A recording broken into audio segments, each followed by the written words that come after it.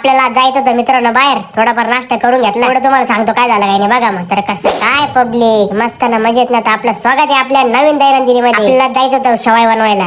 तुम्हाला काय सांगू आता, सकाळी सकाळी पाट्याच ती मस्त होती.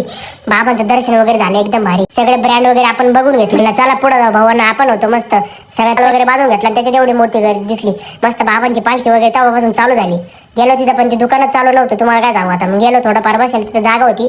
मग बसलो आपण मस्त पैकी. त्याच्यात एक मॅटर झाला मित्रांनो. आजी ते डब्यामध्ये काहीतरी घेऊन येत होते. म्हणलं काय याच्यात. नंतर बघितलं अरे त्याच्यात निघाला ना बाबा साप. झाला ना मग आमचा डायरेक्ट थरका आपल्या लगेच.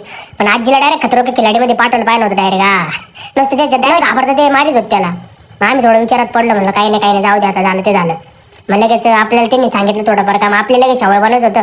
तिथं सेल्फ सर्व्हिस आहे बाई मित्रांनो, बाकीचं काही नाही. त्याच्यात ताण लागली. हो ते नवीनच होतं बाई. टेक्नॉलॉजी लगेच तो डायलॉग आठवला मित्रांनो. आपली आजी लगेच आजीने ते आपल्या शेवाय बनवत होते.